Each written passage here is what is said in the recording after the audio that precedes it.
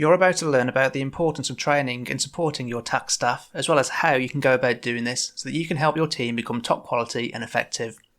You're listening to episode 72 of the Tax Professionals podcast, here to help you to progress, develop and improve your tax career. Welcome to the Tax Professionals podcast, the podcast dedicated to helping you improve your tax career.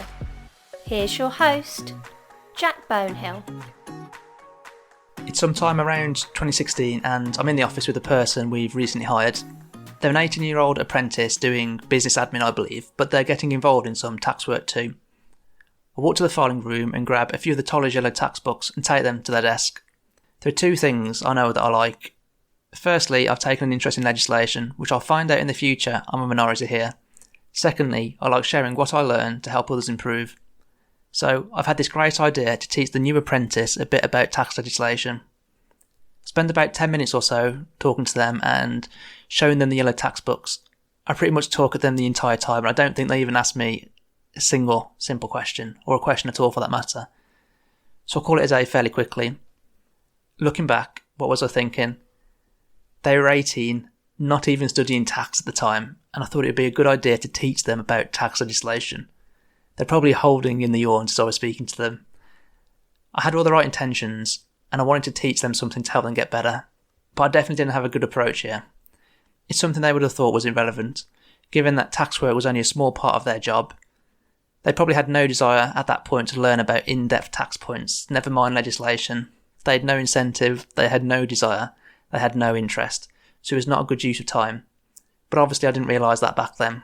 But since, I've worked with a number of tax trainees, and I've needed, as well as wanted, to support them in their professional development, and I've tried and tested a lot of different things now, and in this episode I show you the key ways to train and support your tax staff so that they can develop into quality tax professionals, and you can build a quality team. Just to be clear, I'm not just talking about tax knowledge here, but I'm also talking about the wider soft skills that are needed to be a good tax professional too. When I was preparing for this episode, I listed so many tips and ideas in terms of how you can train and support your staff's development. And where I've covered something in detail in another episode, I've not covered it again in detail here. Instead, I'll just put links to those episodes in the show notes of this episode, so they can be accessed at thetaxprofessionalspodcast.com/TTPP72. I have created this episode with trainees in mind, but most, if not all of these tips will apply equally to anyone regardless of their grade or experience. Rough timings for each section of this episode can be found in the details section of the episode within your podcast player of choice, or by heading on over to the show notes for this episode at thetaxprofessionalspodcast.com/TTPP72. The link to the show notes is the only link you'll need to remember, as all of the links mentioned throughout this episode will be included in there. Just two last quick points before jumping into the episode. I'm a big believer that we are responsible for our own progression and development, but also that we should all have access to the right resources, training and support to help us. When I became CTA qualified, I just couldn't seem to find anything specific to tax professionals in particular, which was a real shame. And since starting the podcast, I've been wanting to fill that gap, which I started with the podcast episodes themselves, but more recently I've had the opportunity to start creating resources outside of the podcast. My favourite so far is the Tax Research Masterclass, which I've designed to essentially give you the practical skills to undertake tax research at work. I like this as it does more than just provide you with information and knowledge like a lot of training does. The Tax Research Masterclass also helps you to implement the knowledge that you learn too. The latter part, I believe, is key. You need to use and implement what you learn for it to be helpful. That's why I was so chuffed to have over 20 people in the February Masterclass. I will be delivering the next Tax Research Masterclass in September this year, and hopefully be delivering my first Tax Advice Masterclass in May. You can get full details of Masterclasses or enrol by heading on over to thetaxprofessionalspodcast.com/masterclasses. That's thetaxprofessionalspodcast.com/masterclasses. If, like me, you're interested in knowing what you're worth in terms of salary, then get in touch with James from the Tax Recruitment Company to benchmark what you're currently on. From his interaction with many different businesses and tax professionals, he has current knowledge of salary rates based on experience and specialism. Speaking with James could help you to negotiate a pay rise or determine it's time to find a new role. Contact details for James can be found in the show notes for this episode at thetaxprofessionalspodcast.com/TTPP72, or you can book a chat with him by heading on over to thetaxprofessionalspodcast.com/salary chat. So get in touch with James to benchmark your salary or to discuss potentially available roles, particularly if you work in corporation tax, as he's currently recruiting for many roles in this area. Without further ado, let's get to the episode. Okay, just to start us off then for this episode, I just want to talk very quickly about the benefits of training and supporting your staff. Now, some of you, if not all of you, would find these obvious, I guess, but it's just worth having them in mind as we're going through this episode, because training and supporting your staff to develop is actually not straightforward and easy. So you need to almost like keep these benefits in your mind all the time and persevere with the training. So obviously training and supporting your staff is a nice thing to do. It's obviously what we would have wanted when we were trainees and we were younger starting off our career. It will help to improve the quality of the team, because if you help them to become better and have a higher skill level, then obviously the team as a whole is of a better quality. Training and supporting staff helps to increase motivation, because if they feel like they're well equipped to do the job and they know how to do things well, then it makes it easier for them to do tasks and therefore more motivated. It'll feel like they're, I suppose, making an impact, doing something helpful for the team. And then as a consequence of the motivation and all those other things, it will also help to improve retention as well. If you spend a lot of time training and supporting someone develop, you're going to build loyalty from them. So that's going to reduce the chance of them wanting to leave. Obviously, of course, that you're looking after them in other areas as well, because if you were to train them and pay them, say, an absolutely rubbish salary, then I'm sure the loyalty won't go that far. But as long as everything's in balance, it will help to build loyalty. And once obviously they become better at tasks and they're able to do different things, and it's going to make your life a lot easier, because then you'll be able to delegate tasks to them much more easily. And the more that you can take off your plate and put onto someone else's, the more time you will have freed up to either not work stupidly long hours or to spend that time in other areas where only you can do stuff and people of, say, lesser experience can't do instead. So those are, in brief, the benefits of training and supporting your tax staff. I'm not really sure whether I'm calling these tips or whatever in this episode yet, but like number one anyway, if you want to call it that, is you can help train and support your staff by involving them in projects and work where they can learn and develop stuff. So things they might have not done before, or things that are going to be challenging to them or stretch them in some way. If you can get them involved in that type of work, you're going to help them to grow and develop. Obviously, you would need to give them the support they need to be able to do that work too. But obviously, after they've done it maybe once or a couple of times, if they're picking it up slowly, then they will be able to do it well. So, what type of projects could you get them involved in? So let's say that there's a new tax area. So let's say they haven't worked in a certain part of corporation tax before, or they haven't worked with a certain element of that before. Then you can get them involved in a project that has that element in it, because that can help them to build the knowledge in that area and, I suppose, broaden their tax knowledge on top of what they would learn through their tax exams. Could it be that you want to teach them a new soft skill or a new tax skill in some way? So like if you need to do some research, or some research needs to be done and they've not done much research or not much complicated research, could you get them involved in a research task that's appropriate for their current level, that's not too challenging and it's not too easy either?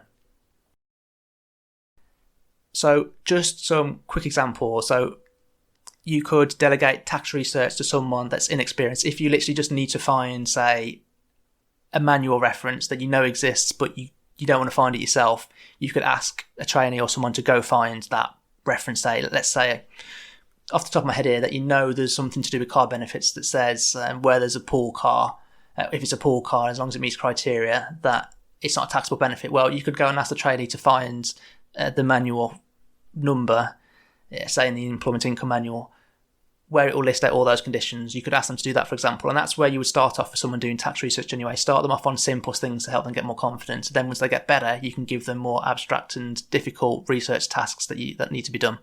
Or let's say that, for example, that you've got a member of staff who's never worked on a HMRC inquiry before, not at all, so they don't even know what a 6480 is or a Comp 1 form or anything like that. You could get them involved and start doing those basic tasks, say, right from the start as a training level. And as they get more experience, they can maybe, say, start drafting the correspondence or collecting the documentation for the clients. I suppose it depends how good you think they are, but obviously you can allow them to do all these things as long as you provide them with the right level of support. But usually you want to try and get some balance between something not too difficult that you can leave them to go get on with it by themselves and save you time, rather than just have to sit with them all the time. But in some cases, which we'll come into a bit later, shadowing, for example, or sitting with them through something could be a good thing to do. So you can get them involved in little bits here and there, not necessarily the full project, or you can get them involved in a full project if they're ready for that, you think. So just to finish off this section, when we're talking about involvement, this can be just a number of things. It could be doing just a simple task or project, which they're doing through delegation from you. They could be helping you on a job. Let's say you've got a big overall job and you just want some people to do some small little things they can support in that way, whether it's chasing something from the client or whatever. Involvement in any way is going to be helpful. So involve staff in projects and work where they can learn and develop. Very much related to the last point, I just want to touch upon the delegation element when you're getting people involved in projects with you. But when delegating, you need to make sure that you're delegating the work properly and that you're available to provide the required support depending on how skilled they are, etc.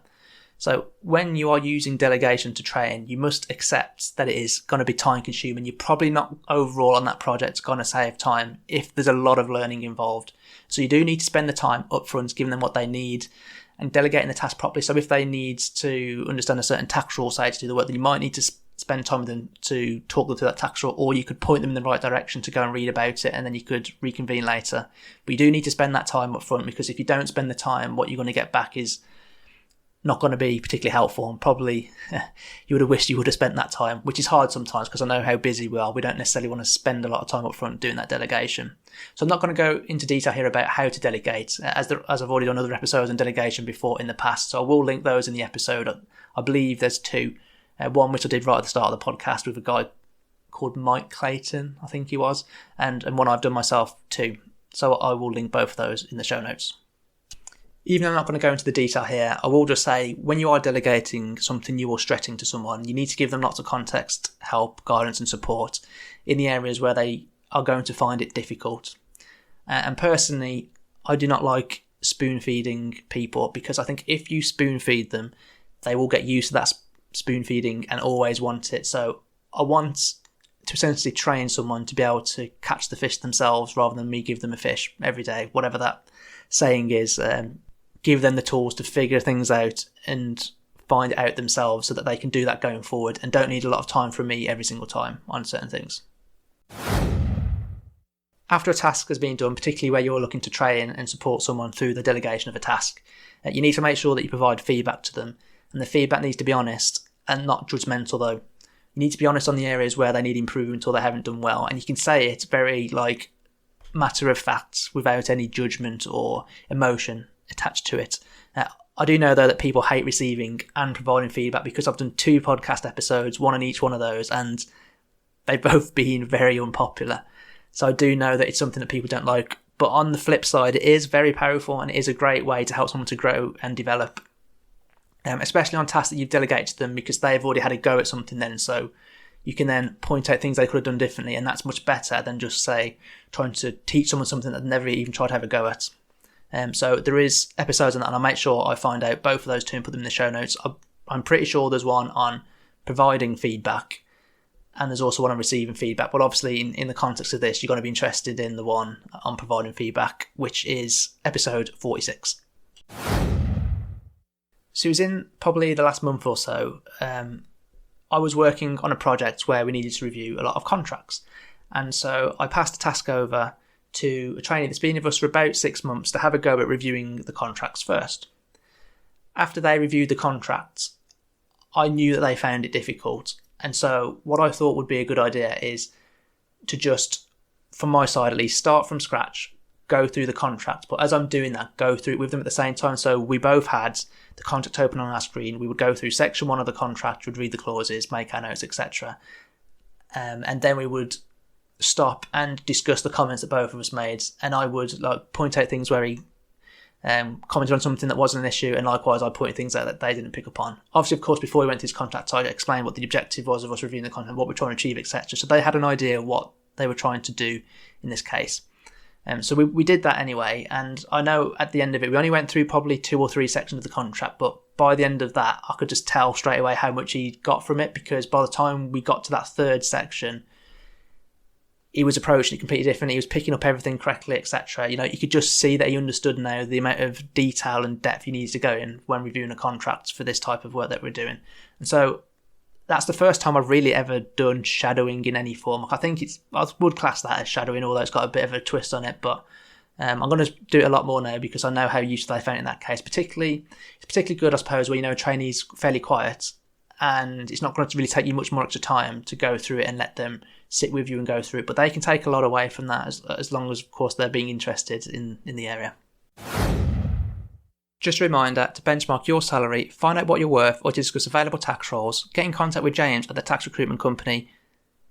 His contact details can be found in the taxprofessionalspodcast.com/TTPP72, or you can book a call with him by heading on over to the taxprofessionalspodcast.com/salary chat.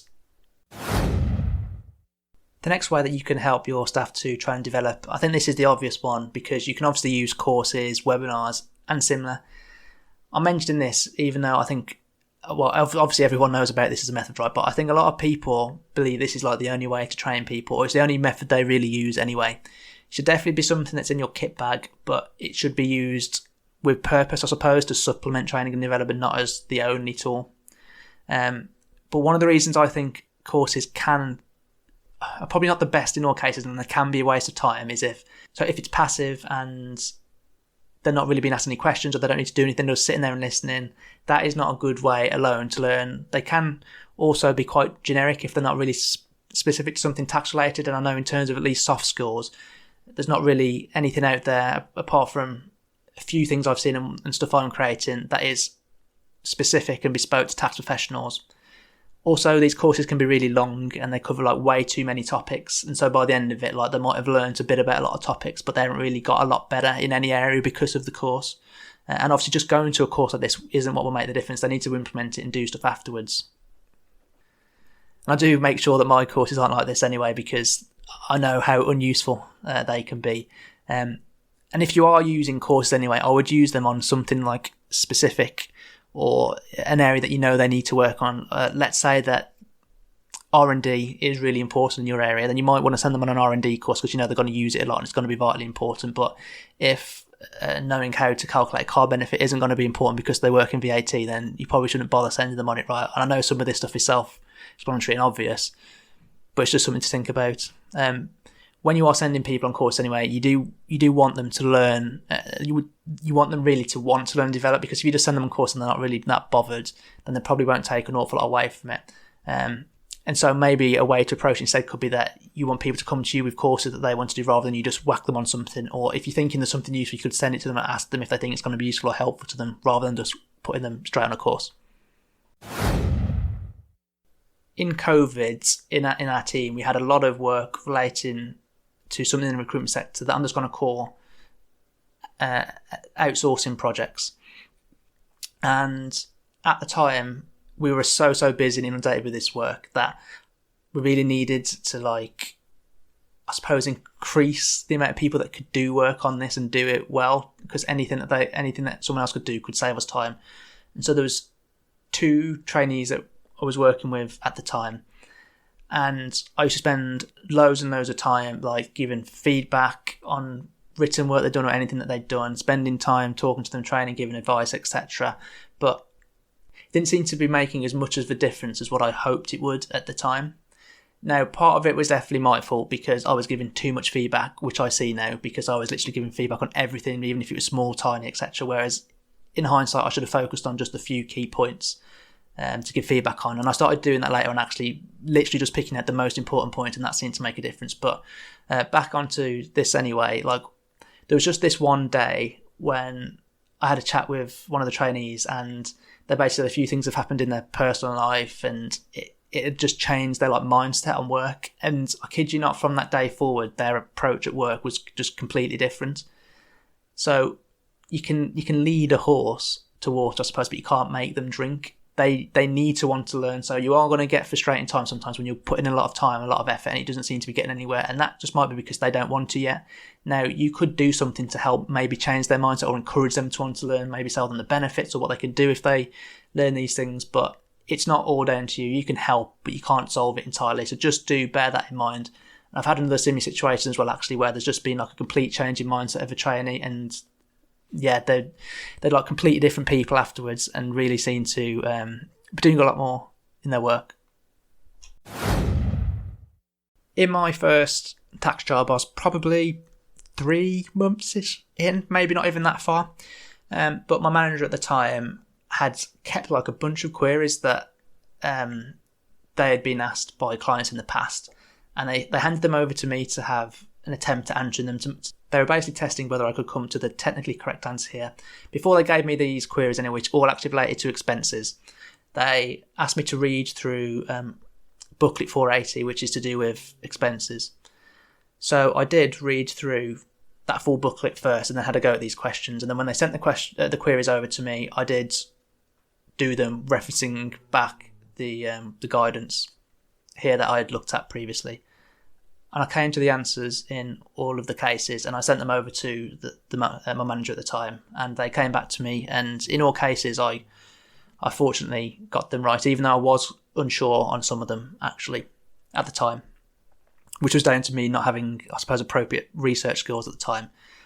But anyway, this approach of like simulating an environment where I was having to come to the tax answer and advice by using real world queries that had been asked was really useful for me, because I learned an awful lot from that.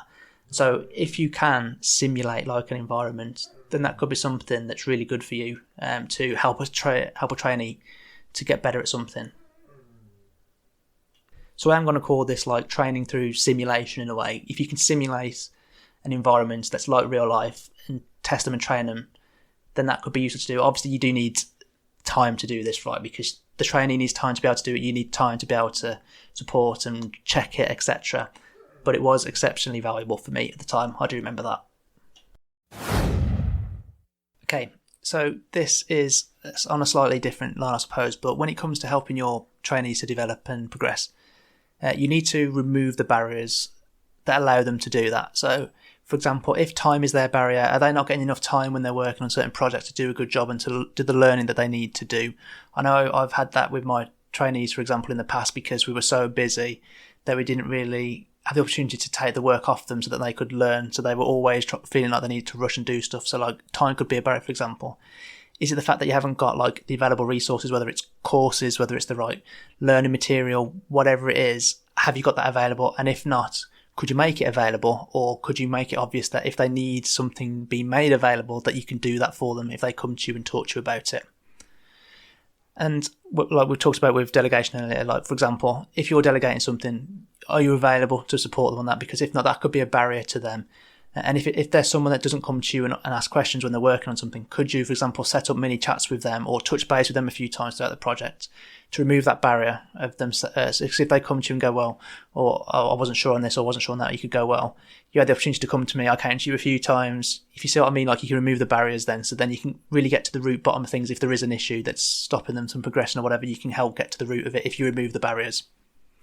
And obviously the ideal situation is to have zero barriers, but in reality, that's probably not practical or realistic, but minimise the barriers anyway. Just real quick, so you can create individual personal development plans for people to really, like, I suppose, focus their mind on what they need to do to progress, improve themselves, and learn. So I actually think in most cases, personal development plans are a little bit overboard. I've never found that they quite work for me, but I mention it because I know that they can be helpful for some people. What I tend to do instead is set objectives within, say, annual appraisals and quarterly reviews that essentially do the same as what a personal development plan would do, which is on like a shorter time scale. I still, of course, have a bit of an understanding where the person I'm helping get better and train, etc., where they want to go, so that I'm not sending them off on a random track, because they need to be motivated, don't they, to learn and develop. So you need to make sure that they're going where they want to go, so they're motivated to get there, because if you try and get them somewhere where they don't want to go, they're just not going to have the motivation to do that. This now isn't a new tip or anything, but what I want you to do is, like an action after this episode, is to have a think about how you are now going to help your staff to train and develop. So maybe you've got a particular person in mind that you want to help, or maybe you manage a few people, but have a think about it now. Is there any information you can use out of this episode that you could do to help that you want to try, etc.? But, just have a think about it, have an idea, and then have a go at implementing it, even if it's something that's really small. Just in summary then for this episode, training and supporting your staff in their development will improve the quality of the team, increase motivation, retention, and can make your life easier through delegation. There's lots of ways that you can train and support your staff in their development. Key ways are to involve staff in projects and work where they can learn and develop, provide feedback honestly but not judgmentally on areas of improvement, shadowing, courses, webinars and simulations. Aim to remove the barriers that prevent training and development, which could include being too busy, not having enough time, or not having available resources. An individual personal development plan can help you to identify and focus on key points and key areas for that person, so then they can train and develop in those key areas where they need to be good to be able to do the job properly. And as I say, I challenge you now to try and use some of the information used from this episode, and basically I want to challenge you now to have a think about how you're going to help your staff to become better and improve. And then have a go at implementing it. And I'm going to set you the deadline of 2 weeks. If you can think about it and implement just one small thing in 2 weeks, then that'll be great for you. Show notes for this episode can be accessed at thetaxprofessionalspodcast.com/TTPP72. This will include a link to the episodes mentioned throughout this one and also the masterclasses that I deliver specifically to help tax professionals to progress and develop. If you like this episode, make sure you don't miss out on any future episodes by heading on over to thetaxprofessionalspodcast.com/subscribe to sign up for email notifications. Episodes are bi-weekly and released on Mondays. But that's it for this episode. I hope you've taken away some useful points to help you to progress, develop and improve your tax career. Until next time.